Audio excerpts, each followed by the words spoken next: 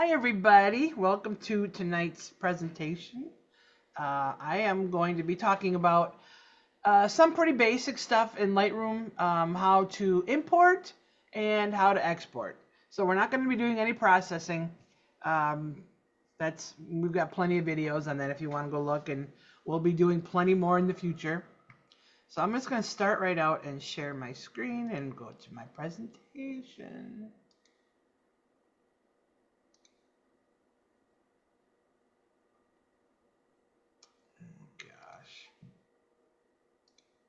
Okay, you guys seeing this Lightroom importing and exporting presentation? Yes. Okay, great. Okay, so use this. So importing and exporting, it's usually the first thing you learn.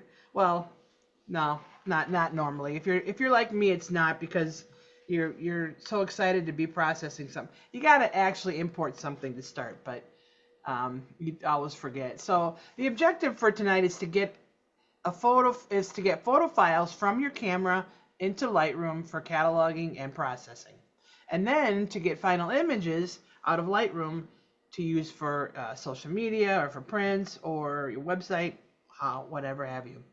So with importing, there's a few ways. I'm going to talk about it quick, and then I'm going to show you some stuff, and then we're going to watch a quick video. So if your camera there are three ways that you can get images from your camera into your computer. So I don't know if you can see my camera. I've got it plugged in right now, and of course the cord is not allowing it to be visible. But if you have a camera, if you can check, you can Google it and see if it works. My camera though, I can plug in my camera with a USB-C and then plug it into my computer, and I don't have to remove the memory card. So some cameras do that, older ones maybe don't, but you can plug it in and then you don't have to take the card out. The card stays in the camera all the time, but you just gotta get your camera on your next desk next to your computer. And then when you open up your file folders, it'll look like another external hard drive basically, but it'll show your camera name. The second way is to actually remove your memory card and insert it into a card reader, and then you can, follow along with the files that way, copy them, and then put them into where you need them. Or you can remove the memory card and insert it into a dedicated slot on your computer. Some computers have slots for SD cards. My old laptop used to do that. I don't know if this new computer, but I don't use SD cards anymore, so that doesn't really make a difference. And then exporting, we're going to go over the export dialog box, and we're going to show you how to create presets, and we're going to show you there are so many different things. Exporting is exporting. It's like one thing, but there are a lot of different variables you can choose from depending on what it is you want to do with the final image. So you can do social media, we got prints, you can do high res for if you want to do it like for a publication, if you're sending it to like a magazine or something, or low res if you're doing something you don't want people stealing it, like maybe a website or giving it to another website. So when they copy it, they're just going to get a crappy picture. So there's lots of different ways to do that. And like I said, we're going to go through this and then we're going to have a video. So this is where we start. We have memory cards, right? We all have them. I don't know if any of y'all have been doing it for so long. I know a lot of people have been in film, but this was my first. It's called the CF card. Compact Flash is what it stood for. Don't ask me what that means. I don't know. But my little 8 megapixel camera used one of these. I don't remember how big it was. It wasn't that big, but it was a big square, probably 2 inches, maybe 2 inch by 2 inch. Oh my God. And it was thick. And then my next camera, of course, we use the SD card. Now they have SDHC and XC, and they got a bunch of little initials that I don't know what they mean. But this is what most people use now. These little SD cards. And matter of fact, my camera, the second mirrorless one that I bought, and it now has a second slot, because my first one only had one slot, but the second slot now takes SD card, so I can use that as a backup, or I can use that as my initial. It doesn't matter. And then these two over here, this is an XQD card, and this is a what does it say? It's a, yeah, it's a CF Express, which is kind of related to this one, but it's same size. So they're almost the same size as your regular SD card, but they're just a tiny bit bigger, and they don't have the little notch here, and they're thicker. They're the good thick. They're a beefy card, and they're made to be more robust. Anyway, it's not like you can choose. If you have a camera that only takes the SD card, that's what you use. But my camera takes these, and of course they're very expensive, and even more so now with the advent of all this AI crap. And then of course we have our little micro SD cards. Those are the ones that are in your cell phones, some video cameras. I guess drones have them. I don't have a drone, but that's what I was told, that they are in some drones. And then down here is your old, one of the many styles of card readers. This was a universal. It read the big CF card. Here was SD card slot, and over here is a little micro. So, and of course I've got like 3 or 4 different ones. But you think I could find one card reader, a universal that took all of these? No, they will do these 3 and skip this. I have to get one separate, and of course they're not cheap either. So, but this is where all of our images go. And the reason I'm saying this, not that I needed to, I just started getting freaky with the memory. I thought memory cards will go down memory lane. When you take a picture, your images aren't images. Your camera is essentially a very expensive, very small, compact computer. So when you push that shutter button, it's not recording the image onto film. It's recording data. So we got megabytes, right? We are not megapixels, excuse me. We all have megapixels, and each pixel has a red, green, and a blue. I think they call them photo sites or something like that. You don't need to know this, but they all have red, green, and blue, and each one of those photo sites determines the brightness, the hue of the color. You know, like, was it orange red? Is it a pinky red? And the saturation level, and it assigns all these numbers. So essentially, what your camera is doing is collecting data. And if you looked at the file, it would just be a bunch of ones and zeros, from what I was told. So what happens is your cameras are built with mini processors that will allow you to see a JPEG rendition on the back of your camera. So what you see is your camera actually doing what a lot of like Lightroom is, what we can do in Lightroom. It's doing it automatic, just like pushing auto in Lightroom. This thing here, your camera is doing basically the same thing, just like your cell phones do.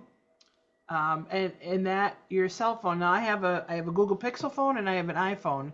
And I stood once in front of a scene taking a picture with my big girl camera, and then I grabbed my phone. Each phone, one's a work phone. I took a picture with each one. All 3 of them looked different on the back of the screen. Every single one. And I took them at the same time, the same conditions. It's just that each manufacturer has their own what do you call them? Like algorithm on how to interpret the data that your camera is recording. Just so you know that.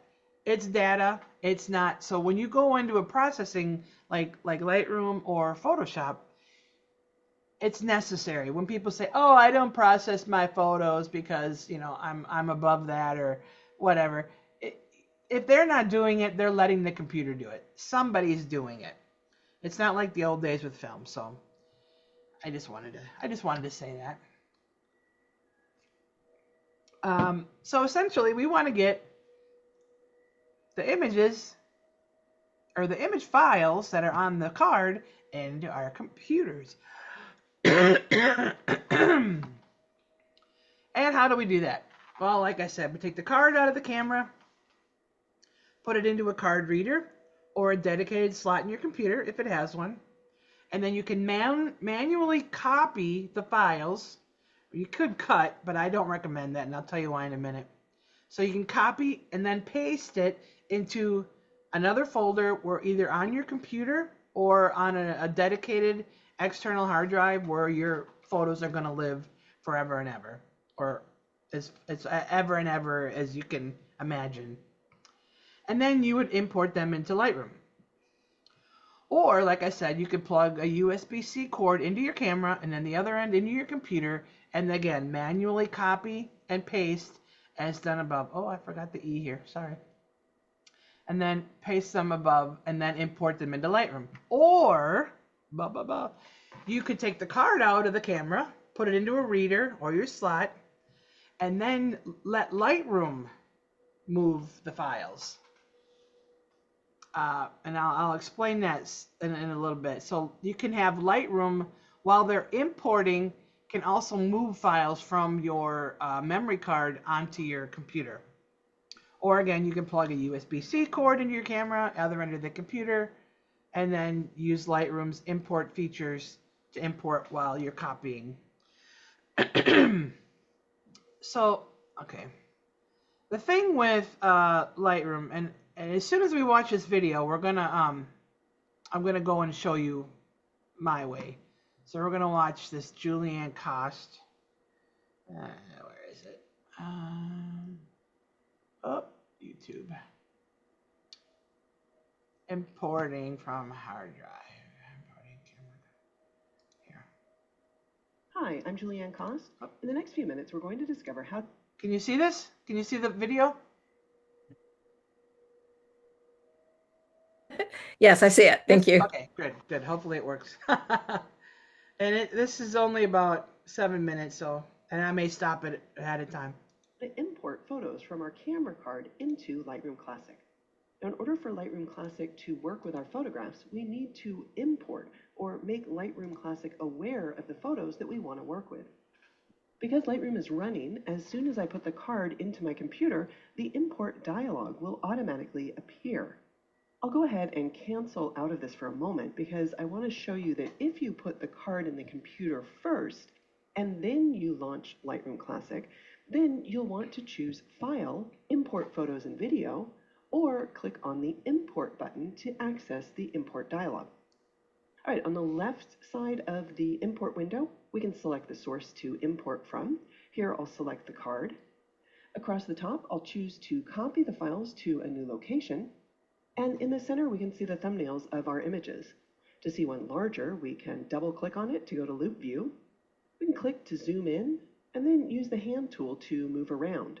Or we can use the icons at the bottom of the preview area to go to Loop and Grid View. We can also choose what images to import, so that if I only wanted to import a subset of images, I could choose Uncheck All, and then select the first one, then shift-click to select this range of images, and then click on the empty well. But in this case, I want to select them all, so I'll choose Check All. We can also change the way that the images are sorted, and we can change the thumbnail size. In the lower left, we can see the number of photos as well as the file size of the import. Now on the right, there are a number of additional panels. Under File Handling, we can choose what size previews we want to build. We can choose minimal previews for the fastest preview in the grid view after we import them, or we can choose standard for a little bit larger of a preview, which we can view full screen. Now, if we want to, we can also choose one-to-one. For example, if you know that you're going to want to zoom in to all of your images to compare them and maybe check focus, choosing one-to-one is going to take a little bit longer to render, but that might be okay if you want to, say, take a little break while they're rendering and then go in and edit them quickly, because you won't have a delay as you move from one image to the next if you've already built these one-to-one previews. I'm going to leave Build Smart Previews disabled for now because Lightroom Classic will build smart previews as they're needed. We may want to enable Don't Import Suspected Duplicates so that we don't import the same files more than once. And if I wanted to make a second copy of the images, I could enable make a second copy to and then choose a destination, but I'll leave that off for now. I can also add images to a collection, which we'll discuss when we cover collections later in this series. Under file naming, we can choose to rename the files on import by selecting one of the templates or presets, or we could choose edit and make our own, but for now, I'm not going to choose to rename the files on import, and instead, I'm going to cover file renaming in a separate video, which will cover several different ideas for renaming files for different scenarios. Under apply during import, we can add develop settings such as presets that ship with Lightroom Classic. Presets would just change the way your image looks, like it might convert it to black and white. Presets are all non-destructive, but unless you want all of the images to have the same preset applied, I would go ahead and hold off on this, and we can do it later in our workflow. I would suggest that you add metadata like copyright and contact information. So I'll choose New and then scroll down, and I'm going to add my information in the IPTC copyright and creator fields.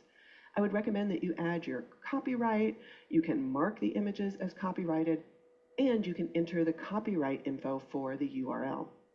Then enter in any creator information that you want to include as part of the photograph. There are many additional fields that you can fill in, so be sure to take the time to check out the different categories. Just remember that the metadata in this template that we're creating and that we're adding on import will be added to all of your images. So you might not want to enter information that's only applicable to a subset of the images that you're importing. Then we can save the current settings as a new preset, and we'll give this preset a name. And once I've created this preset, I can use it every time that I want to apply this information to my photos on import. We could add keywords as well. Just make sure they apply, again, to all of the images that you're importing. All right, let's navigate to the destination where we want to copy these files. We can use the arrow at the top as a shortcut to the desktop, and we can see that I have a folder called Image Vault. I'm going to select that folder and then check into subfolder and name the folder Bears. And I'll organize into one folder instead of by date. Now, if you have an external drive that you're storing your files on, instead of the internal drive, as we are in this example, Lightroom Classic will display a header for the hard drives that are attached so that you can select and then import your files to those external drives. All right, let's go ahead and import the files. We can see a progress bar that shows that Lightroom Classic is importing the files, and we can watch it as it comes into the catalog panel as our current import. Now, if we had more images already in this catalog, we could choose to view all photographs, and that would show us all of the images that Lightroom Classic is aware of. You might notice a slight shift in colors as Lightroom Classic builds the preview.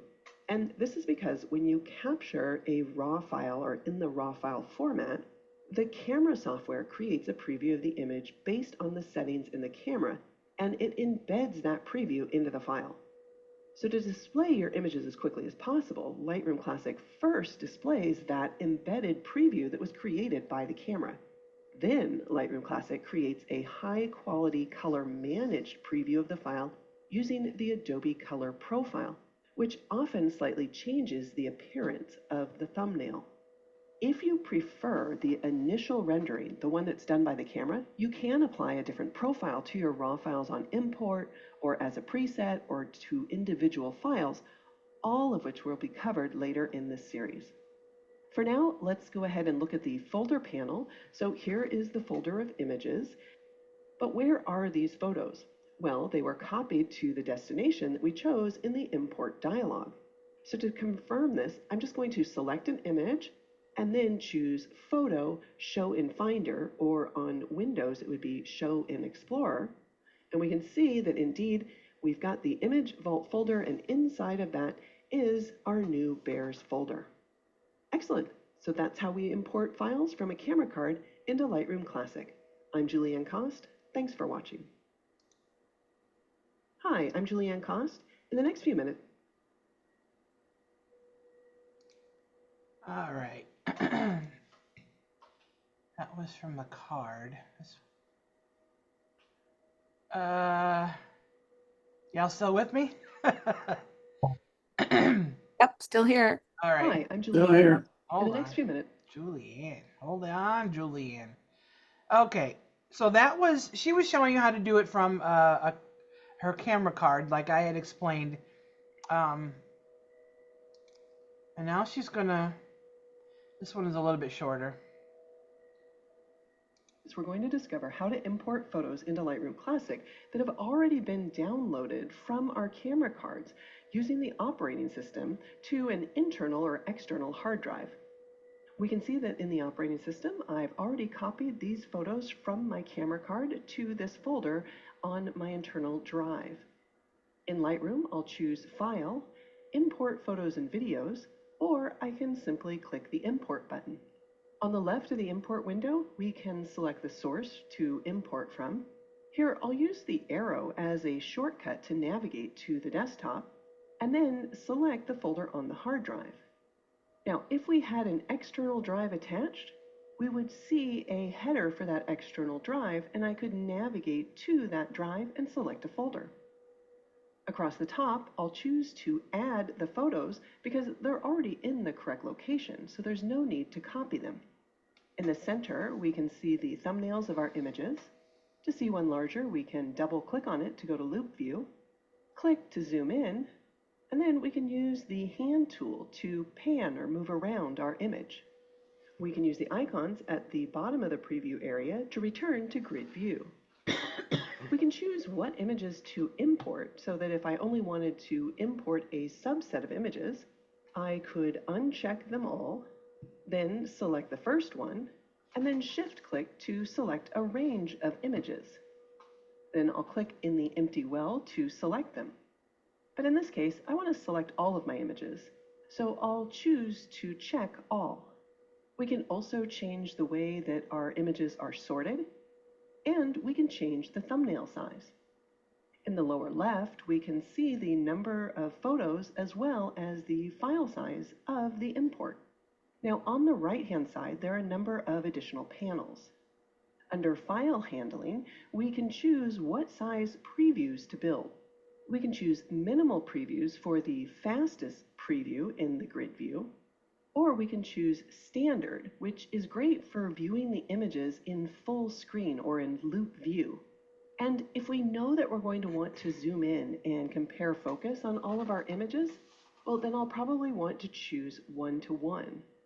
1:1 will take longer to render, but we can let Lightroom Classic render these thumbnails in the background while we do something else. Then when we return to the folder of images, it might be smoother to edit or move between one image and another because we won't have to wait for any delays as Lightroom renders the thumbnails. I'll leave Build Smart Previews disabled for now because Lightroom Classic will build smart previews as they're needed. We could enable Don't Import Suspected Duplicates so that we don't import the same files more than once. We could also add images to a collection, which we'll discuss later in the series when we cover collections. As far as what to apply during import, we can apply develop settings such as presets that will change the way that our image looks. For example, we could convert all of our images to black and white.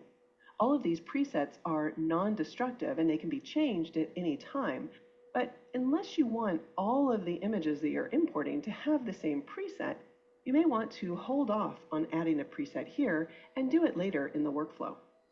I would suggest that you add metadata like copyright and contact information. I'll choose New and then scroll down and add my information in the IPTC copyright and creator fields. I would recommend that you add your copyright, mark the files as copyrighted, and enter in the copyright info URL. Then enter in any creator information that you want to include with the photograph. There are many additional fields that you can fill in, so be sure to take the time to check out the different categories. Just remember that the metadata in the template that you add on import will be added to all of your images. So you might not want to enter information that's only applicable to a subset of the images that you're importing. Let's go ahead and create this new preset. And We can use this preset every time that we want to apply this information to our photos on import. We can also add keywords, but again, because we're going to apply these keywords to all of the images that we're importing, you might want to keep them very general, perhaps a client name, or in this case, a location. All right, let's go ahead and import our files, and we can see a preview of the import. Because we've already copied the files to our hard drive, it's going to be much quicker to import them into Lightroom because Lightroom doesn't have to make a copy of them. In the catalog panel, we can point out all of the photographs that Lightroom is now aware of. Now you might notice a slight color shift as Lightroom Classic builds the one-to-one previews. And this is because when you capture a RAW file, the camera software creates a preview of the image based on the settings in the camera, and it embeds that preview into the file. To display your images as quickly as possible, Lightroom Classic first displays that embedded preview. But then Lightroom Classic will create a high-quality color managed preview of the files using the Adobe Color Profile, which often slightly changes the appearance. Now, if you prefer the initial rendering that's done by the camera, you can apply a different profile to your RAW files on import, or you can create a preset, or you can apply it to individual files, all which will be covered later in this series. All right, we can now see in the folder panel our new folder of images, and when we select that folder, we can see them in the film strip as well. So where are these photos? Well, they weren't moved on import, so they're in the exact same location. To confirm that, I'll choose Photo and then Show in Finder, or on Windows, you would show in Explorer, and we can see that in fact, there are our images on the hard drive. So there you go. It's just that easy to import or make Lightroom Classic aware of images that you've already copied to an internal or external drive. Hi, I'm Julianne. All right. Huh. Hi, I'm Julianne Kost. Stop. In the next few minutes, we're going to discuss. Sorry about that. Okay. You still with me? Yes. All Yep. right. Still here. Still here. Everybody's still here. Still four of us. Okay. So I know she moved pretty quickly. I'm going to share her. Julianne Kost is like, she's like the guru of Lightroom, and she even has Photoshop. But I learned a lot from her. I think that was the Facebook group that I joined that helped me to clean up my mess when I first started. Anyway, so you all can see my trees? Is that what you're looking at? Yes. Yep. Okay. All right. So what she was talking about, the first video was importing files from your camera card, either from your camera or using one of these SD cards. these card readers. Oh, card reader.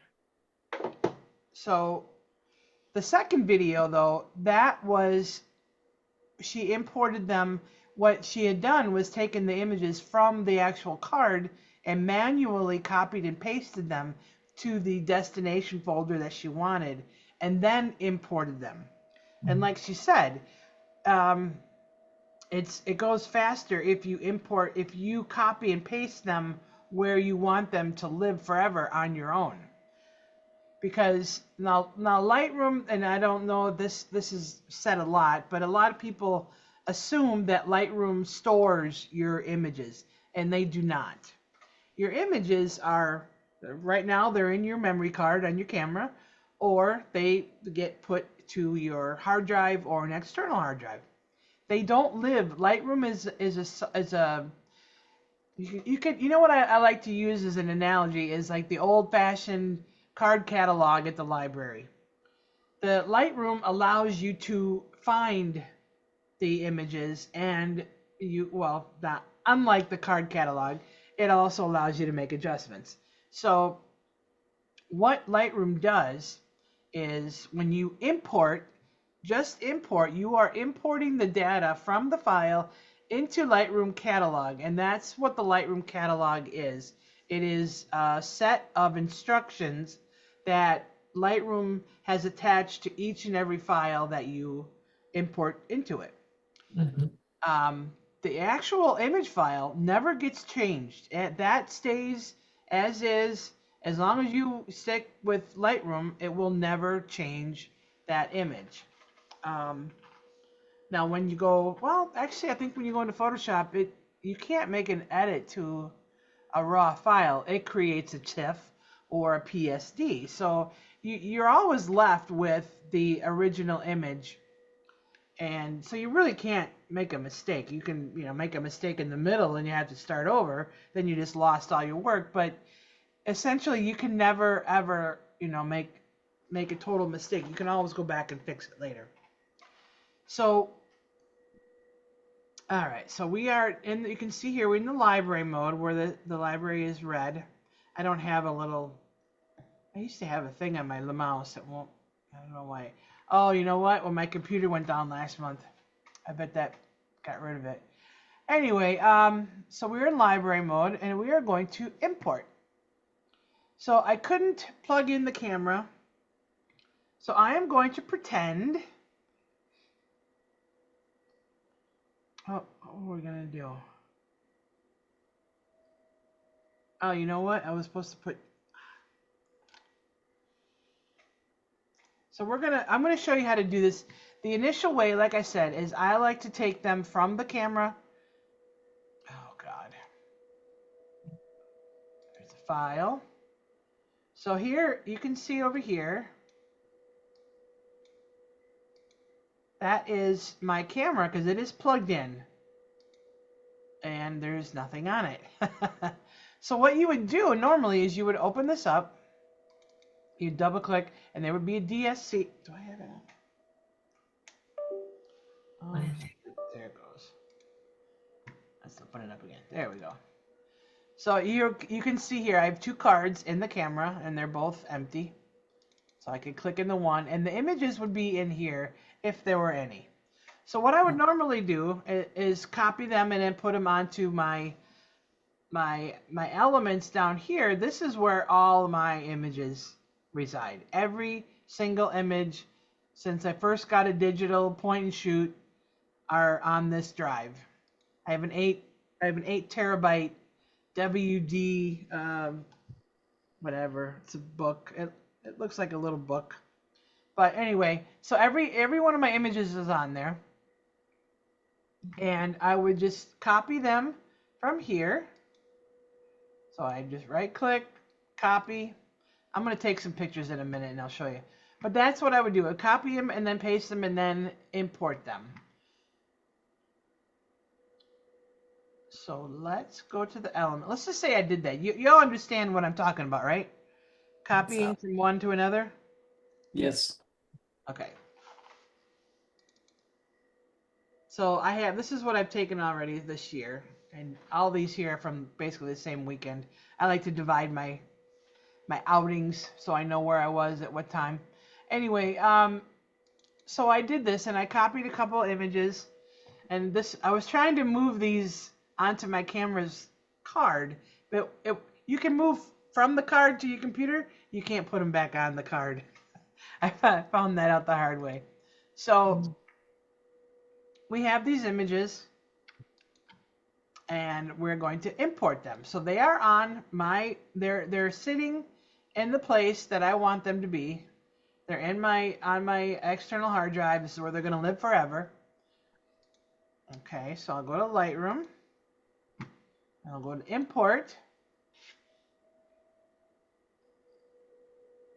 Okay, and just like she said, like Julianne said, when you plug in your camera or a camera card reader, this pops up first. You can see this, Z72, but there's nothing in there. So I am going to go. Now I have all of these. Now this is my backup. This is where I place a second copy of digital, everything that I've already done. Actually, once I import the images and I go through and look at them and I'm like, oh, that's terrible, or I pull out, I reject the images that are way overexposed, way underexposed, or are so terribly blurry that would never, there's no software going to ever fix that. Those I delete, and then I take what's left over and I copy all of those back. So I have a duplicate copy of all of my raw files on this drive here. And then I also upload them to a Dropbox folder. But we're not here to learn about that. We're here to import. So here I'm going to my elements. This is where my photos are. I'll go to 2026. And here is my test. Okay. Remember when she said don't import suspected duplicates? This little checkbox here? Yep. Well, Lightroom says, hey, you've already got these in here, and I do. I took them there. I took them out of here. I should have taken pictures. So I'm going to uncheck this and just pretend like it is checked. Okay, so these are essentially the 6 of the same images. So the first, these are all the same as these. So I'm only going to import one set. So I'm going to uncheck all, and I want this to this. This is the original file name. And then I'll click in the little empty well, and that will populate check marks in every single one of these images. And now, like she said, because they're already where they belong, you don't have to worry about anything else. They're already going to just be added, and it'll be quick. So I don't want smart previews. And then she talked about the building previews. I don't know if you understood that, but minimal. When you go into when you go on Lightroom, let's say you haven't been, if you ever go to like some really old folder and you go zooming in and it takes a little bit of time for that to render because it's not in there. That's because it's minimally, I wouldn't want to say downloaded, but it has to generate another file within your computer. You don't have to know about that, but to see it one-to-one. I always import them one-to-one. And because it takes a little bit longer, but when I'm ready to edit, I don't want to be waiting for the computer to render. I got 80 megabyte photo files, so if I hit it and download, I don't want to say download. If I get home and import and do one-to-one, it's going to take a little bit longer, but I go get up, I go put stuff away, I go eat lunch or whatever. And it's done. When it's done, it's done. I don't have to worry about doing that again. So like she said, smart previews, you don't ever need that. What that does is it makes another file so that if for some reason that external hard drive gets unplugged from your computer, you can actually still edit. But if you actually go into your image after you've imported them, and you start working on it, it's already built a smart preview for you. This just does it automatically when you import, and it just takes a little extra time, and you really don't need it. Like I said, we're going to pretend this is checked because these are duplicates, and if I click it, it won't let me do anything. Don't import rejected. Oh, I've never seen that one before. That must be a new thing. Well, I wonder, sometimes there are some cameras allow you to add, I think, little flags or little checks. That might be what that's for. And then add to the collection. No, I don't want to add it to any collections. So, does everybody understand the file handling part? So that gets kind of confusing sometimes. No, we're getting. I'm getting it. You getting it? Yeah. A lot of people use standard here because it is a little bit faster, and so I mean this is the slowest, and the next, and the next, and the next. So if you're in a hurry, the hell, do the minimal, and then let it do whatever. It's up to you. You do what you want to do. It's it's all up to you. Oh, anybody have a question? No. On that? Okay. So she was talking about apply import settings, and I actually do apply one on import. I have, and I've showed this on previous videos. I bought well, it's essentially a preset package. It's not a preset though, where you click on it and it makes it look like it's a sunset or makes it look like your blue hour. It's actually a set of kind of like templates or yeah, basically templates to do different things. And you can watch old videos on that, or I might develop some images later. But there is a setting that the guy that created these, he created the well, like Julianne said in her video, the images come in and they don't always look like you want them to look. Let's say you're out there and you've got like it's very high dynamic range. You're doing like a sunset, and you've got this bright sun, but you've got to stop it or make it so dark so you don't blow out those highlights. Well, when you get it back onto your computer, it looks so dark you can't even see it. So what this import setting does, and you don't really need to know this, but this is why I chose it. What it does is it analyzes the image and whatever instructions he put into this preset, and it'll brighten it up so you can actually look at it, and it brightens it up enough where you can do the culling. Whereas before, if you had a bunch of dark images because it was such a high dynamic range, you'd be sitting in there going into the develop module or going to the quick develop and automatically increasing the exposure just to see if you got a good composition or if you made your focus. But this import setting does that for me. So I use this as an import setting. Oops. It also checks off the camera. Oh God, I'm losing my marbles here. The chromatic aberration, and then there's another one under the camera, the lens corrections. And then metadata, she created that, which she saw it twice, and you can see I have it here for all of them, and I change the name of it all the time. So I had it on 2022 because I was playing with an image from back then. So this is the metadata, and like she said, let's see if I want to add. Okay, so this is it. Oh, maybe it's not.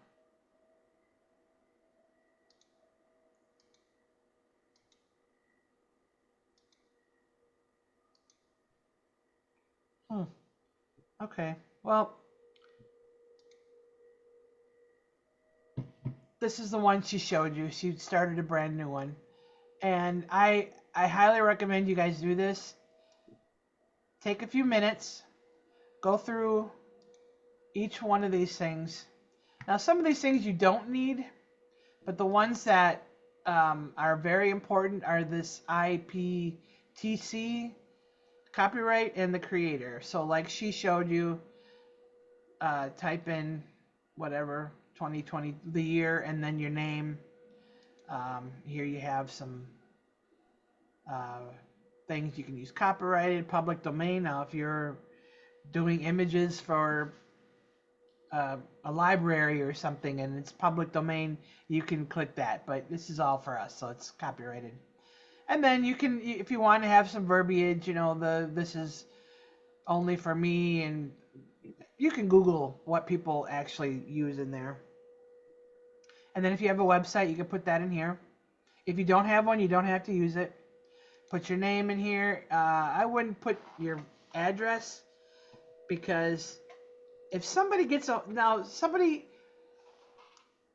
apparently there's a way to see this after you create a JPEG. I don't know. I have grabbed images off the internet and I can't figure out how to get that information. But apparently if you add it, I would skip the address part unless you have a P.O. box. Just do like she did and put the city and the state and country, your phone number. If somebody sees it online and they want to call you for permission, or maybe they want to hire you or whatever, you put a phone number. If you're not into any of that, Just leave it blank. Of course, you got email, and then your website again, and then title. So then you create. So I'm not going to create it because I didn't add nothing. But I would recommend everybody go in there and do that. There's a bunch of things. And if you Google it and say, oh, what does this mean? What does that mean? So a lot of this stuff gets filled in when you import it from the actual camera. So I'm going to stick with the one I already have. And keywords, just like she said, I add these later because I have a very specific keywording program that I have developed with the help of my friend Chrissy.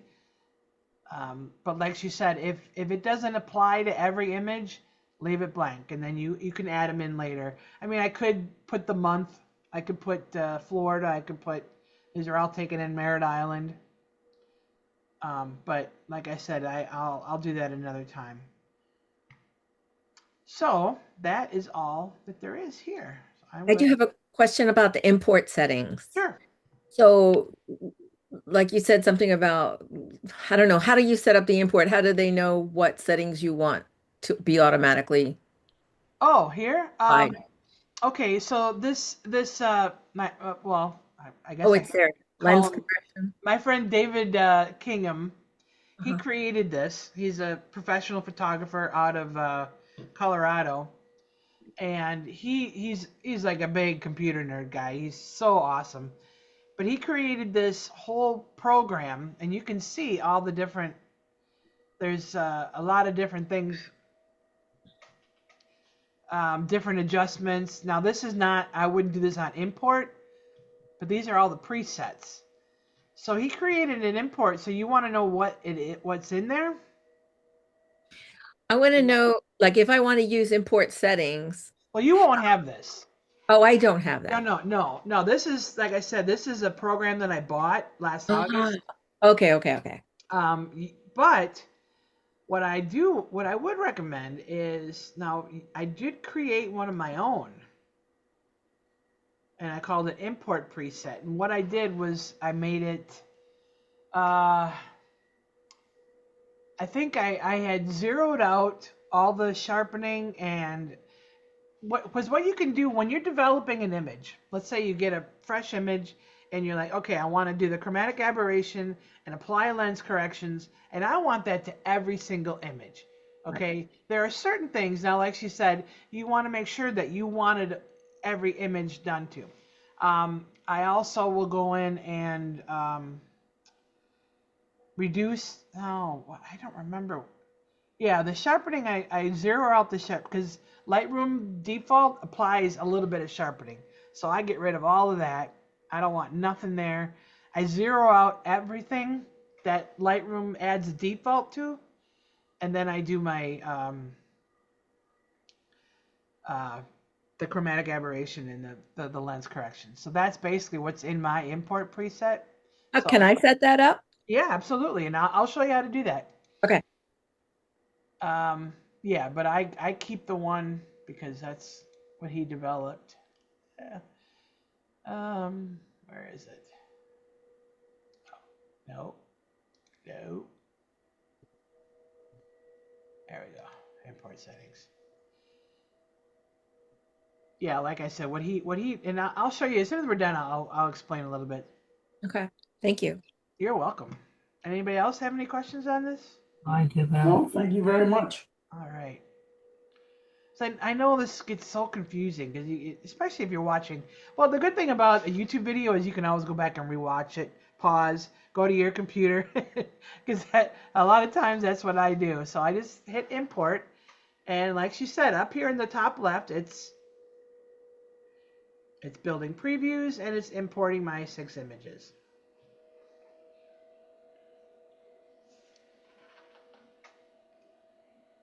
Now it's taking this long. It wouldn't take that long normally, but I'm also recording this, so that's why it's a little bit longer.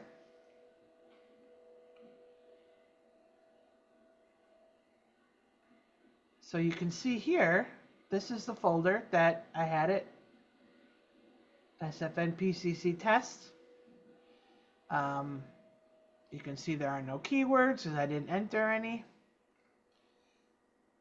But if you wanted to look at my, you're probably looking at my keyword list here, going, holy crap, what is all that? And I've talked about this in past videos. My friend Chrissy came up with this. It's called the Lightroom or keyword hierarchy, where is you start off with a main and then you go down. So like what is in the image, and everything that is capitalized does not make it to a keyword. So don't look at poop. I put poop. I have pictures of like deer poop and stuff in there. Anyway, so we've got what? It's an animal. Okay, what kind of animal? We got wildlife. We've got what other? Zoo, farm animals, pets. So wildlife, and this is let's tricolor heron. So let's go down, and I'll show you tricolored heron. So I just have to click it. Now if I don't have it in there, then I can go ahead and add it. But so what happens is every time all I have to do is pick tricolored heron, and it will call it a bird. It will put bird in and it will put wildlife. So everything that's above that will go in there.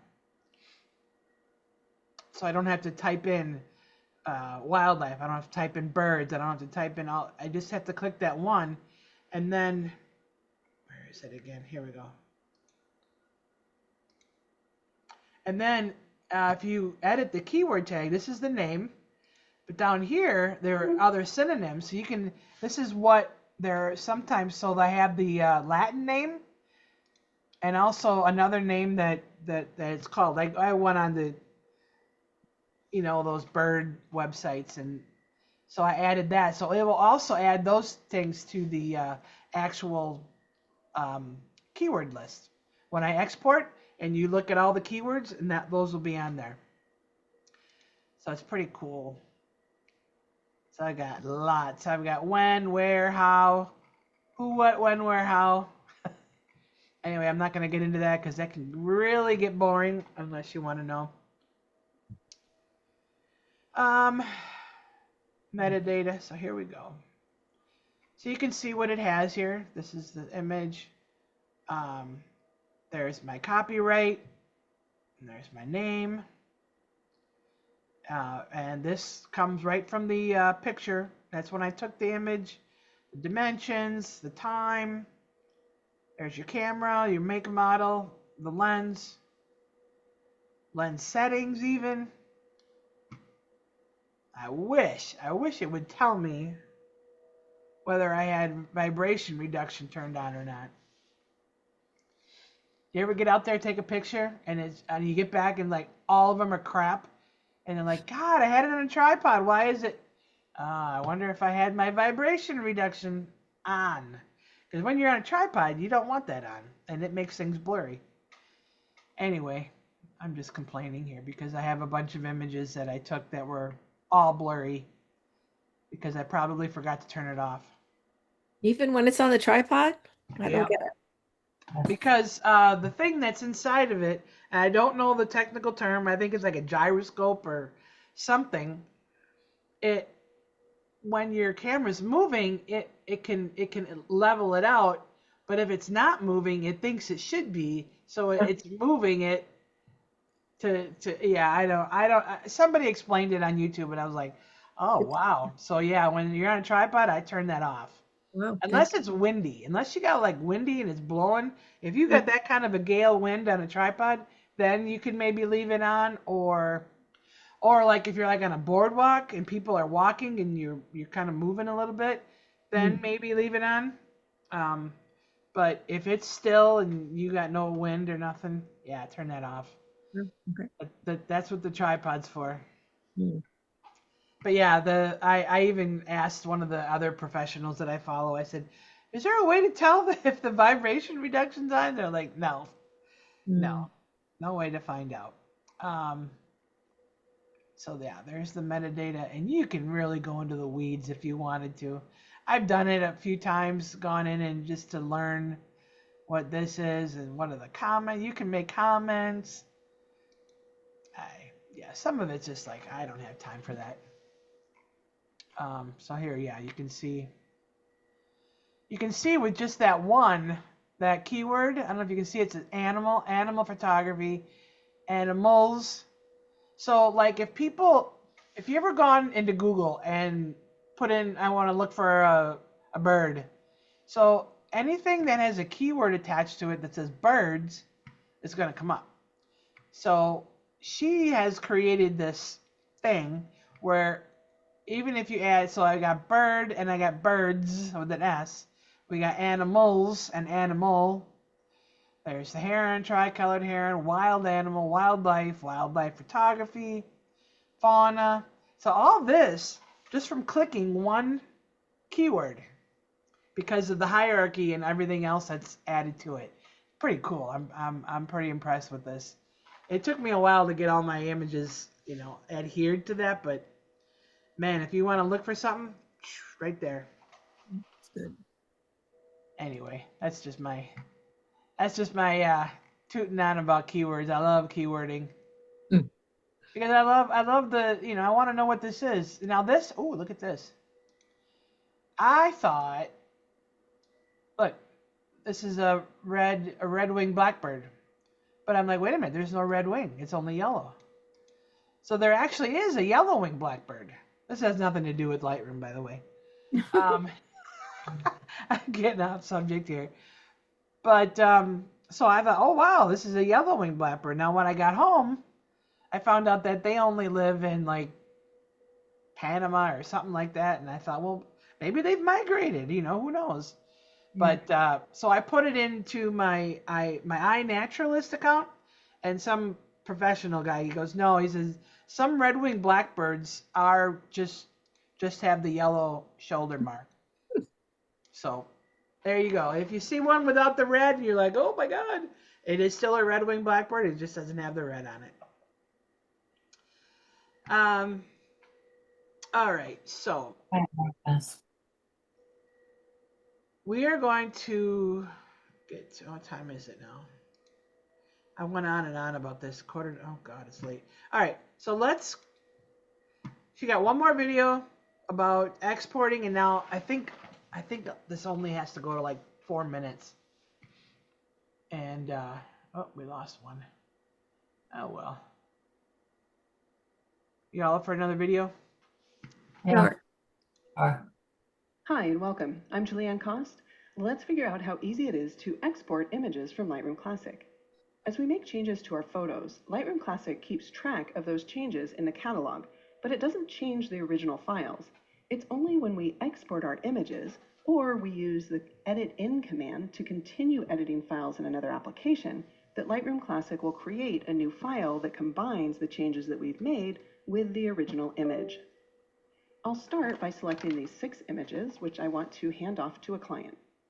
I'll choose File, and then Export, or we can click the Export button in the Library module. At the top of the dialog, we can see that we'll be exporting 6 files. Then we need to choose our location. We can save to a specific folder, or to the same folder as the original photo, choose a folder later, which is handy when you're creating presets, or we can choose one of the default folders. For now, I'll select the desktop, and then I'll enable Put in Subfolder, and give the subfolder a name. Because I still have the original raw files, I don't need to add the exported files into the catalog. In fact, I'll most likely delete them after I hand them off, because I can always export the original photos again if I need to. Next, we can rename the files. I've created a file naming template with the original file name plus the custom text option. This allows me to keep the file base name the same, as well as append the name of the exported file relevant to the output settings. I'll add the size and the file name, and we can preview the new name below. I don't have any video files selected, but if I did, I could choose a format and a quality setting. Under File Settings, I need to select a format. Let's assume that the client only needs to view these images on screen. I'll choose JPEG and set the color space to sRGB. For quality, it's always a trade-off between image quality and file size. The higher the quality, the less compression is applied, so the image quality will be better, but the file size will be larger. If we reduce the quality to 90%, most likely I'm not going to see a visible difference in the image, and the file size will be reduced by about a third. And if I lower the quality to 80%, the file size will be cut almost in half. But it does depend on the contents of the photo. If we know that the file has to be under a certain size, I can enable that and then enter in the size. If I need to export a mix of different file types that need to remain in their original formats, I can choose Original. For image sizing, we have a number of options. When you select width and height, Lightroom Classic will create a rectangle and resize the image to fit within the rectangle. It won't distort the image by squishing or stretching the photo. It will simply fit the longest dimension within the rectangle.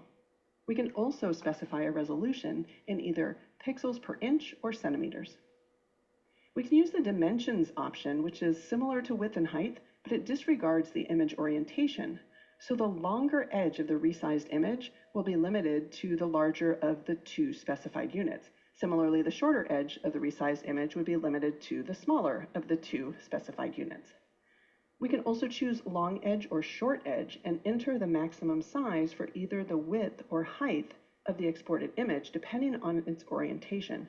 So in this case, landscape images would be a maximum of 2400 pixels wide, and portrait images would be a maximum of 2400 pixels high. We also have the option to choose megapixels to limit the files to a specific size, or percentage. We can check Don't Enlarge in order to prevent resizing an exported image larger than the original. We can choose to add output sharpening for either screen or matte or glossy paper, and then dial in the amount using low, standard, and high, depending on the content of the image and your personal preferences. Under the hood, Lightroom Classic will calculate the amount of sharpening to be added based on the size of the original and the size of the exported image. While you can choose to include all metadata in the exported file, selecting copyright and contact info only will remove a lot of extraneous metadata when exporting a file, especially if you're trying to keep the file size as small as possible. If you do choose to include more metadata, you may want to remove person and location information for privacy reasons. And don't worry, the metadata will still be in the catalog and associated with the original file, just not the exported one. We can also choose to add watermarking. We can select a preset, or we can choose Edit Watermarks. This preset is just a text style preset where I've entered in some text and used the watermark effects to change the size of the watermark proportionally to the output image. After exporting, you can choose to view in Finder or Explorer, open in Photoshop or another application, and even enable droplets created in Photoshop to run a series of actions on the exported files. There's more information on my blog about creating actions and droplets in Photoshop. Now, if we think we're going to want to use these settings again, we can click the Add button and give the preset a name. I'll save it to a folder, and the next time we need to use these settings, all we have to do is select the preset. If we need to rename a preset, we can right-click or control-click on Mac on the preset name and choose Rename. If you've changed settings, you can choose to update with current settings. You can show in Finder, delete, or export or import presets. All right, if I click the Done button, that would dismiss the export dialog while remembering the changes that we just made in the export settings. Clicking Cancel will just cancel the changes we've made, so let's export these images. We can see the progress bar, and if we switch to the desktop, we can see the new folder with the exported images. Okay, switching back to Lightroom Classic, we can export additional images using the same settings while bypassing the export dialog by selecting Export, Export with Previous. Or we can choose to export with preset to export our selected images using a preset, again bypassing the export dialog. These same export options are also available if we right-click and choose Export from the context-sensitive menu in either the library or the Develop module. You can start one set of images exporting and then start another one at the same time because exporting is done as a background process. All right, one last topic before we wrap up. Once we've created export presets, we can batch export files using multiple presets. I'll select Export, and I've created these 3 presets that all export files using different settings for either social media or printing, but it doesn't really matter what the exact settings are. The point is, if I click the checkbox next to multiple presets, I can now select Batch Export. In the Batch Export window, we can choose a parent folder to put all of the subfolders and exported images into. I'll click Choose and select the Exported Images folder on the desktop. Then I've chosen to put the exported images from each of the presets into their own folder. If I want to change that, I can enter another folder name or uncheck it to place them loose in the Exported Images folder. If I make a change here, it won't change the destination that was saved in the original export preset, just on this batch export. All right, if one of these presets uses a file naming template that includes a custom text option, we can enter in the text here. For example, I can enter WM for watermark so that I know these are the images that have the watermark on them. But this could also be a client name or the output size, whatever is relevant to the images. If an export preset uses a sequence, you have the opportunity to enter the sequence start number as well. For the 3rd preset, I'll add 12IN as the custom name. And when we choose export, we can see that there are 3 operations in progress. And when we view the folder in the operating system, we see the parent folder for each of the presets, and inside each of the folders are the exported files. Here's the ones with the watermark applied and the WM in the name. Here's without the watermark, and the last set of printing with the 12 inches. Excellent. I'm Julianne Kost. Thanks for watching. Hi, I'm Julianne Kost. In the next few minutes, we're going to discover how to import photos in... All right. That's the last video from her. So she goes into quite a bit of batch processing. I rarely use that, so I would never show you all how to do that. Are you all still with me? Yeah. Okay. That's There's a That's few of nice. us left here. So while we were watching that, I went and took a few images with my camera, so I'm gonna show you. Oh God, why is this like that? Oh, there we go. Okay, so I wanted to show you quick how to import from a card. So remember I said so here I took some pictures. Oh, why are there 2? Oh, I know. Because it copied onto both. Where is that?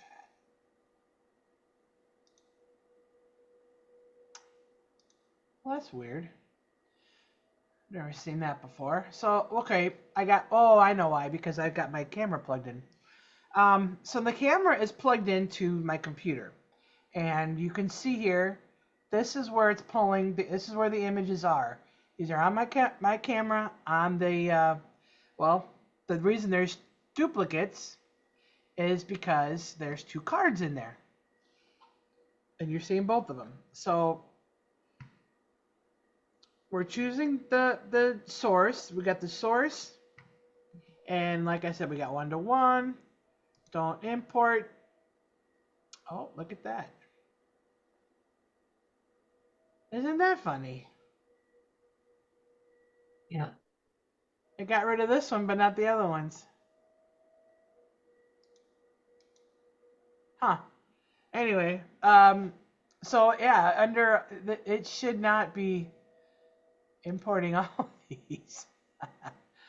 Well, how about that? I found a glitch. So yeah, normally I would, this is the first time I've had, oh, you know why? I know why. The problem, I really never have done this through the camera, plug it in, only when my card reader wasn't working. I thought it was the card reader, but I believe it was actually the card. So when I plugged it in, the card that wasn't working didn't do anything, so I was reading it off the card that was. So that's why I only saw one set of images. Anyway, so these are the images I took. Don't import duplicates. Don't import rejected. I wonder what happens there. Nothing. We don't want collections. We're not going to rename anything. Now remember, the last time this wasn't an option because your files were already where they were. So if you want, I normally, what I do is I have my camera rename the files so it comes out the way I want them. You'll see my file name Z2 underscore. That tells me this is the camera that I took the shots with. If I took them with my Z6, it would just be Z6 and then an underscore. My D7100, I would put D71. So anytime I look at, now of course stuff that I did years ago had my initials in it, and some of them had my name. You know, I was experimenting, and you'll do that. So, but what I do, because I started getting new cameras, I thought, how am I gonna know from one to the other? So I had my camera actually have the file name embedded in there right as it takes the picture. So otherwise it would just be these four numbers here, 8917. So I added the Z72 to it, so I know that's the camera I took it with. Even though there are ways you can look it up, but it's real simple just to look at the file name. So I do not want to rename my files. If you do, click it. You know, there's different templates you can play with.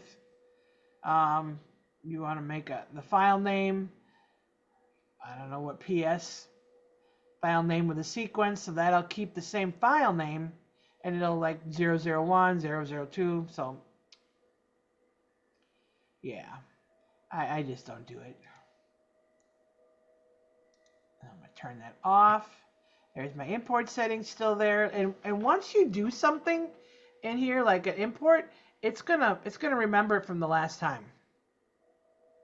So that's why this is still here, and it's basically the same. But we also, now just like before, we didn't have this in the last one. We did have the keyword. I'm not going to add any keywords. But we do have a destination, so we have to choose where it's going to go. And this is one of the reasons why I like to actually take the file, take the file, take the camera memory card, plug it into a reader or take it from the camera, copy from it, put it into my file folder, because then I know where it is. I put it there. But you can do it this way. This is what I was talking about. You can have Lightroom take it from your camera or your memory card and copy it to the folder you want instead of you doing that.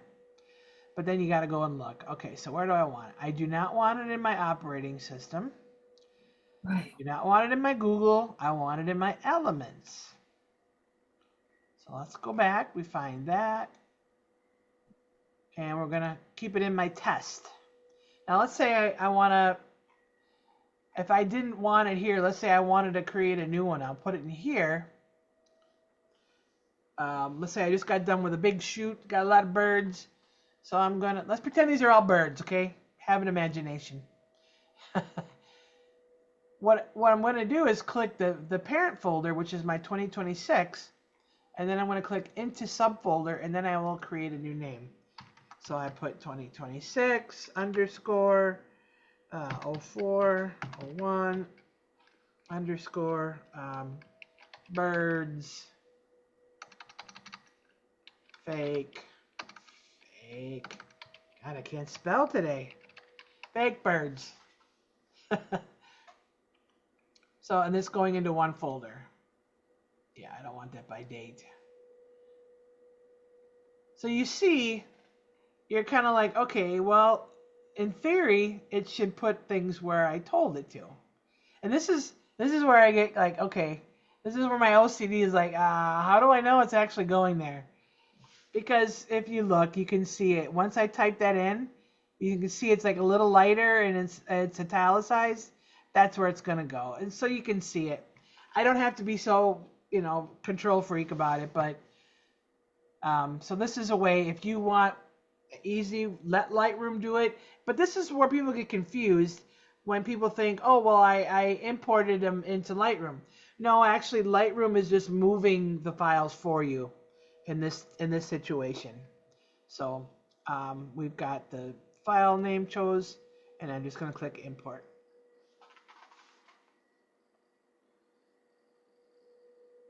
Does anybody understand? Does that make sense? Yes. Okay. Is that F a portable hard drive? The Is F? what? The F a portable hard drive F that you is imported it to? F. No, F is my elements. That's Elements. my Did I take a picture of it? No, I did not. Here I got another. I got a spare one. Oh.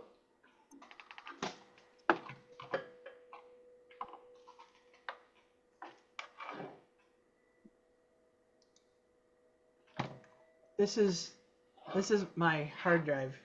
Can you Oh, see that's a that? hard one. Yes. It's an 8 terabyte WD Elements hard drive. So when my other backup gets full, then they're all gonna go on here. But that's what that is. Wouldn't you put all your photos that came off your camera into that? Yeah, every single one. Every single one, not just the ones that you worked on right here, like you Nope. only did 6. All my raw files are on that.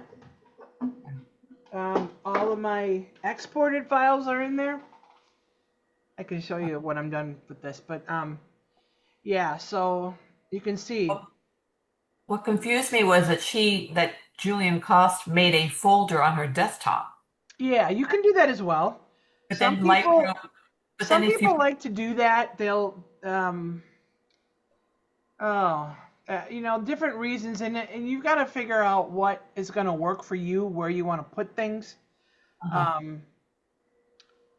And she may have just done it for the testing to show where, because it doesn't matter where you put it. It just matters that you choose a place to put it.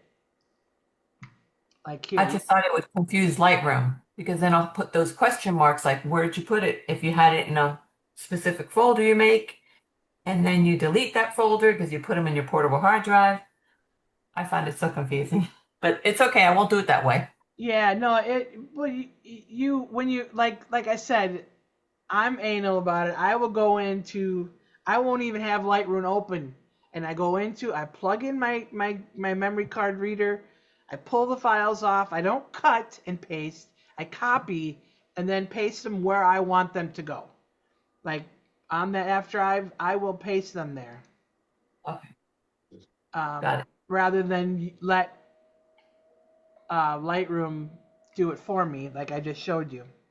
Because I am like, I got to see where that's going. I want to make sure I created that folder in that spot, and but there are people that, there are other ways to do it. There's like shortcuts, but I'm like, no. I'll do it the hard way. It's not that difficult. It's copy, paste, boom, and then import. That way I know they're there. They're not moving, and we're done. So. Okay, thanks. Yeah, this is my Alienware computer and my cup, my speaker. Anyway, so yeah, does that make any sense? Did that? Yeah. Like I said, because Lightroom, nothing is stored into Lightroom. Right. Let me go through an export quick here. Let me develop this. This is a bad picture. Whoop. I'm gonna. Oh, so now you can see what that import preset did. Because it's so dark, you can see this is what that preset did. It lowered the highlights, up the shadows, up the whites, up the exposure, and it gave it a little bit more vibrance and saturation. That's what the import preset did. So I can actually look at all my images and not have it be too dark. So what it should be is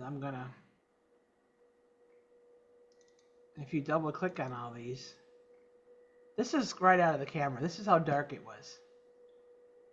So when I apply that preset, I can actually look at it. And then when I'm ready to actually edit it, then I can zero out and go from scratch. that. Make it a little cooler, make it a little more pink, blah, blah, blah. Okay, I edited it. It's beautiful. It's done. So now I'm going to export like she did. My preferred way, file, export. There are many ways to bring up the dialog box. Now you'll see I have a lot of presets. Lightroom comes with its own. Burn full-size JPEGs. And you can see if you click on them, don't click in it.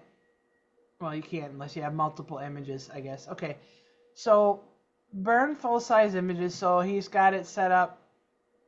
Lightroom set up so it's JPEG, it's sRGB, it's 100% quality, there's no image resizing, and it keeps all the metadata. I mean, it's a very simple export. This export to DNG.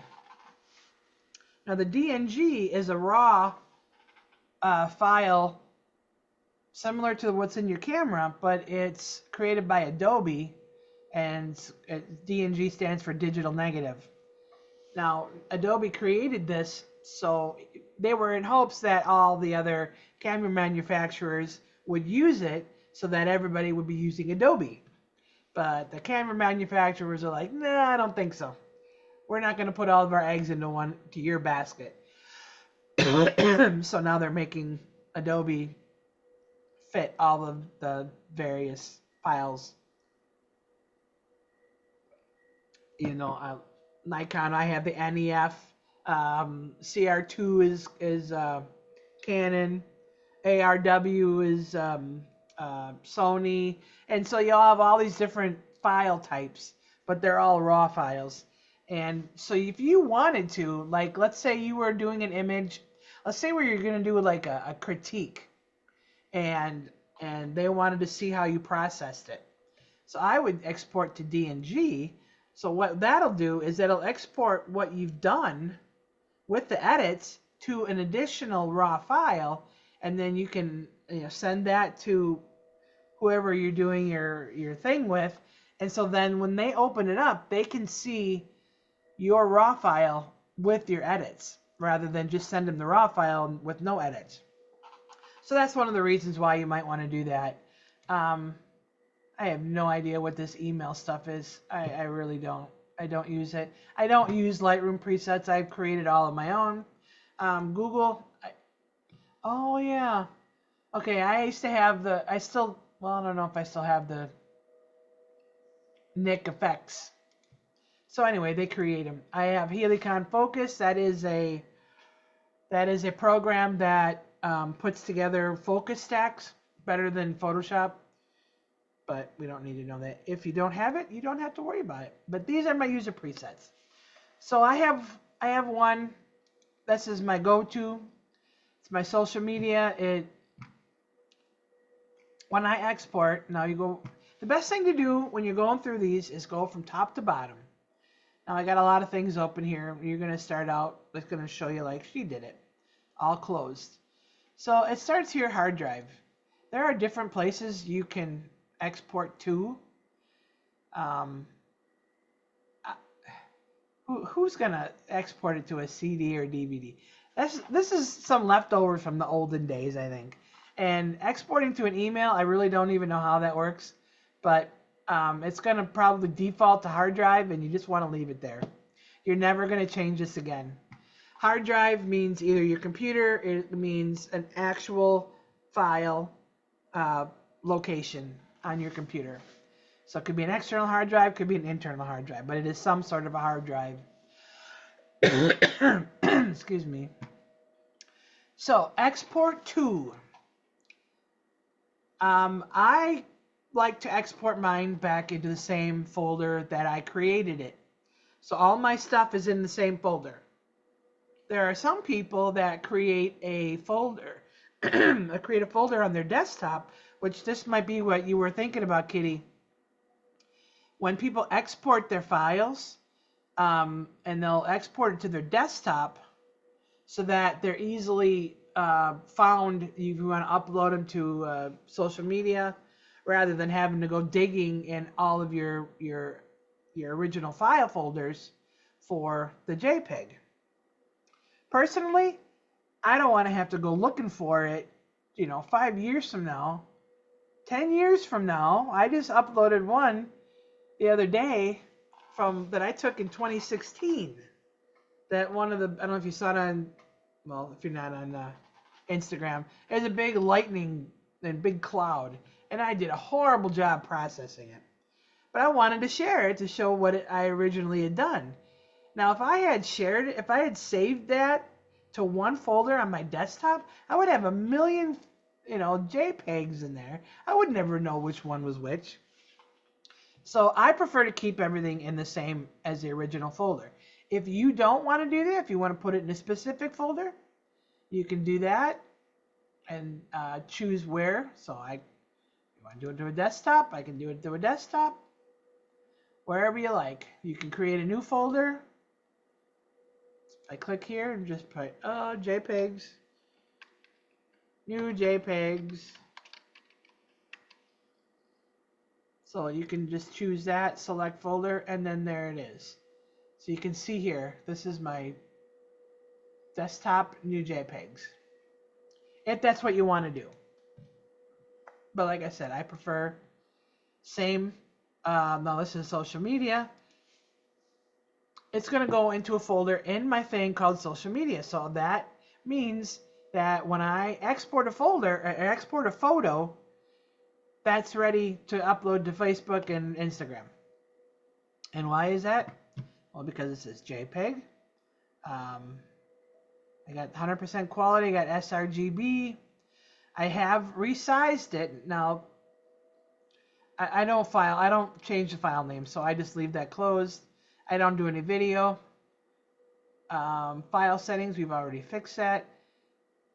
I don't even know what this is. That's something new. And then image sizing. So I resize to fit. Facebook and Instagram, if you Google it, will tell you their preferred pixel size that will fit perfectly in their format. The thing is if you leave it big, that program is going to compress it. So you can either let what's his name, Zuckerberg, compress it, or you can do your own compression. So this is how I do that. I resize to fit. And you'll see a lot of times when I say, hey, when you send these in, resize, export them to 2000 pixels on the long edge. This is what I mean. So if you've got 80 megabyte files like I do, I don't want to submit an 80 megabyte JPEG. Well, which it won't be. It'll be more like 20 or 30. But I need to shrink them because I don't want Facebook doing it for me. I don't want Instagram doing it for me. And if I send it to Delphin to put on, frame it, I don't want him looking at a 30 megabyte image that's going to eat up all of his memory. So I make it small enough. And this is you'd be surprised how big these get. This is a good size. I usually around 2,000. Don't ask me where I got the 48. The social media places are always changing their preferred, but you can always look that up. They have like tables. There's places all over that have recommended stuff. So that's what that means. Does anybody have any questions on that? Nope. Nope. Okay. Output sharpening, I just leave it for screen standard. And metadata. So you can choose to remove. I leave it all there. There's really nothing on there that I have to worry about. And I haven't used a watermark since 2021. As you can see, that's the only one there. And I never do post-processing with it. So basically what you're going to use is you're going to pick a place here and leave it. Now, and like I said, so this was there. I've created all these. Now this Eric Bennett is the guy that I've done several image reviews with. He has a standard that he wants his exported to. He says long edge 2500 pixels. So I did that. Everything else is the same. Plus, I have it go into a specific folder. So when I'm done editing, and I know this is going to him, I have it put into a special folder on my Dropbox so I can share that with Eric. So that is another reason to use a specific folder rather than the same as original, because this is going to a specific place. So that's Eric Bennett. LPM is Landscape Photography Magazine. I submitted an image to that once. They have their own instructions. So their long edge is 3,500 pixels. And the resolution, blah, blah, blah. So everybody has their own. Michael Fry is another guy that I've done image reviews with. And so he's got 1,500 pixels. You know, this is the contest I was in. And Natural Landscape Photography Awards. Now they have theirs at 4,000. You know, so everybody's different. And if you submit things to places on a regular basis like that, you can go ahead and then add your own preset. You just click add, title it, test dummy. That's me, test dummy. There. So I created a new preset. I'll delete it later. But you can go ahead and put whatever feature you want on any of these file settings. If you want to export it as a PNG, you can do that. Maybe later you might make it transparent. You can do that. Well, nowadays you can pretty much make anything transparent. But you can choose whichever. They got now JPEG XL. That's supposedly a, I don't know, prettier view. I don't really know. Export as a DNG. Export as original. I've never used that, so I just leave it. You can play with the quality. You can limit the file size. Now I use limit file size when I am exporting. Let's say I have star trails, or, well, yeah, basically star trails, because I'm going to be merging 300 files together. And if I'm merging 300 files at 30 megabytes a file, that's going to be a huge file and take forever. So when I export for star trails, I will limit the file size to 5,000 KB, which is 5 megabytes. So when I put the 305 megabytes together, it comes together much faster. So that'd be a reason to do that. Your color space, sRGB, that is what most computers are reading. There are some fancy screens that can read something else, but your phones, all your devices use sRGB color space, and so that's how I export it. And now remember, everything that you're exporting is just going to the exported image. It is not doing anything to your original image. Of course, you got the resize. We talked about that already. I think, you could really go into the weeds with all of these to figure out what to do with different things. Like I said, I got a star trail. You can see it goes the same folder as original. I have it to go to a star trail subfolder in there. JPEG. Now this one is limiting it to 2,000. So I don't want my files any bigger than 2 megabytes. It's pretty small. Not that small, but small enough. And you can see, and of course, time lapse, similar. There was one that I did a sequence. What was that? Oh, that. Time lapse, custom name sequence. So when I do star trails, I can also, time lapse and star trails, I kind of put together. If it's a star trail, it's going to be a time lapse. It's going to be a video. And then when you do that, you can, if you make it a sequence, and there's a reason when you upload them into Photoshop, it grabs number 1, 2, 3. That's the way I was taught anyway. So this has been in there forever. Here's the raw DNG. Like I said, if I wanted to export this for somebody else to edit, let's say You know, I did some things and I'm like, oh, I don't know what I'm doing. I need some help. If you don't want them to screw up your image, but you want them to see what you've done, you can export it this way, and then you can share that with them, and then they can get all your image data, all the things that you've done. I think I've hit them all. And then if you want to remove something, you just click remove, gone, boom. Anybody have any questions on this? Nope, that's a No. lot. Yeah, you That's a know, lot. it is a lot. So let's X out of there. You guys wanted to see how to move files, right? Yeah. Okay. So we've got this file. We've got all my birds here. And there's my fake birds. So let's say I wanted to put these fake birds, which are not birds at all, of course. But you want to move something. Now, let's say, pretend this is on a whole other drive. Right. So it could be, no, this is operating system is where my desktop is. Mhm. I think. Mhm. Where is it? Pictures. What the hell? Barb. Oh.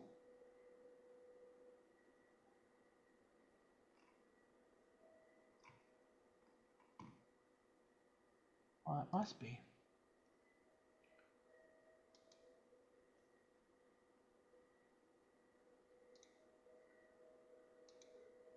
That's your desktop. Yeah, I'm trying to find it.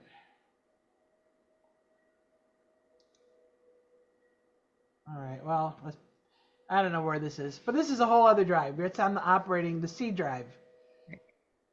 Let's say I wanted to move these into my birds. Yeah. Okay, we can do that. So I don't know where this is, but we'll move them. Oh, geez. So we've got them highlighted, and I'm going to go down to the birds, or test, SFNPCC test. Mhm. Okay, so with the two or however many images you want to move, highlight them, hover over the place you want to move them to. Now, if you need to make a new folder, you can also do that in here, but we're just going to move them to a folder that I've already got made. So I'm hovering over here. I'm going to right click on my mouse, and then this comes up, move selected photos to this folder. Yes. Okay. Click. Moving files on disk. This will cause the corresponding files on disk to be moved. If you proceed, neither this move nor any change you've made prior to this move can be undone. I don't care. I want to move it, so I'm going to click move. Okay. So, boom. Uh-oh, they're gone. Where'd they go? There they Yeah. are. Great. Okay. So, See, yeah. I can So, handle and it. that can go for a file in here. Now, like I showed you all of these from here down to here. These were all taken in 2 days. We went out in the morning, we went to one area. We went a little bit later, we went to a different area, then another area, and then the next day we did the same thing. I wanted to separate them. So I started out with 2 folders for each day, and then I separated them. So I did the same thing. I took it and then I copied. So I'm like, okay, this here, that goes to another folder. Now, if you wanted to move something that didn't have a folder, you just go up to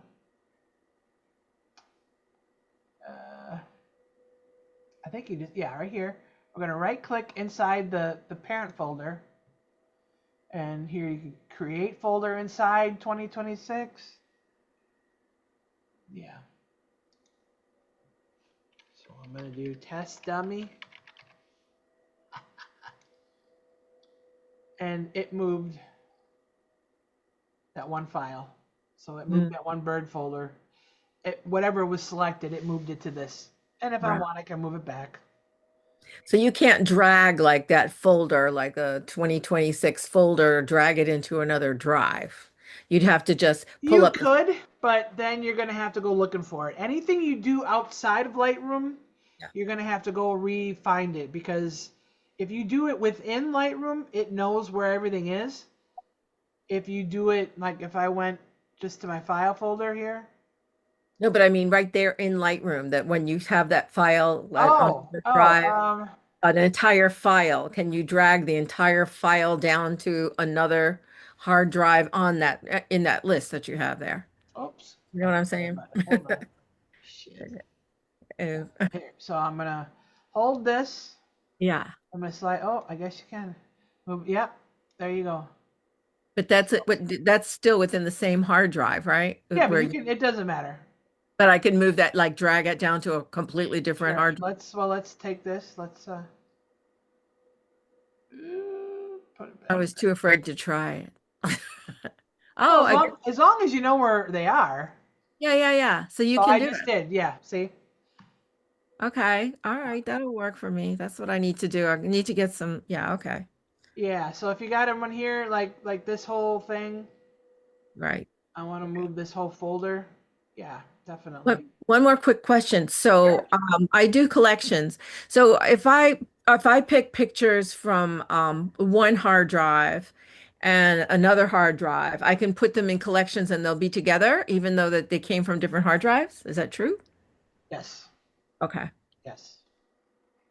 Where did I go here? Yeah. So okay. So we got. I got nothing left here. I don't have any pictures left. I moved them all. Let's see what's in Google. Do I have anything in Google? No, zero. Uh, But I believe you. I just, I don't know if I ever tried it, but I thought that would be oh, handy if absolutely. Yeah, you can. That's yeah. But like I said, I would recommend unless you're doing if you got like a business where you keep your like let's say you got a wedding photography business, that's separate from your tree photography or your flowers or whatever because that's business. The other stuff is personal. Yeah, but you can still put them in one collection. Absolutely. okay, good. Yeah, let's see if I got a few collections here. Um, yeah, so well, all of my images are in OneDrive, but yeah, as long as you have a catalog, and I can't do it because they're, I don't have any. I don't know So why it's not showing this. Yeah. So with Lightroom, all of those drives that you may have, that's all going through one catalog, Yep. correct? I only have one catalog. Yep. Okay. I know a lot of people say, "Oh, that's slow. It slows it down." It does a little bit because I got a lot of photos. I got Mm-hmm. 83,000 photos in here. Mm-hmm. But now this other guy, this other guru that he's boring. He's got a droll voice, but he knows his stuff. Tim Gray, his name is. In gray. He's got 150,000 images in his still one catalog. Oh, okay. So go follow Julianne Kost, Kost, Right. on YouTube. Tim Gray, Grey. Okay. There's another guy, and Kitty knows I've loved this guy. He actually has a personality. His name is Aaron Nace, but his handle on YouTube is Phlearn, Phlearn. So it's like PH P-A-L-E-S. fun and learn. PH. Oh, okay. Okay, Yeah. gotcha. I'll Phlearn you later, he says. Oh, okay. Okay. Yeah, so those are the let me stop sharing my screen. Was there anything anybody else wanted me to show before I stop? No, that's it. It's Thank you. getting That was kind of late. great. Yeah. Oh, we lost Oscar. Yeah, it's kind of late. Oh well, what are you gonna do? Thank you This so much. You're welcome. Yeah, if you ever, I told Kitty if you ever get in a situation where you're like, oh my god, I don't know what to do, just shoot me an email or something, and we can, do this just the two of us on a Zoom. We don't have to record it or nothing. Thank you. I If you wanted to appreciate help, that. I've done that with Maribel once. She had some problem. I said, here, let's get on Zoom, and boom, 5 minutes. She goes, oh, I didn't know. So it was real quick. That's great. All right. Well, Alrighty. have a great night. Thank you so You much. too. Thank Feel you. better. Bye. Bye.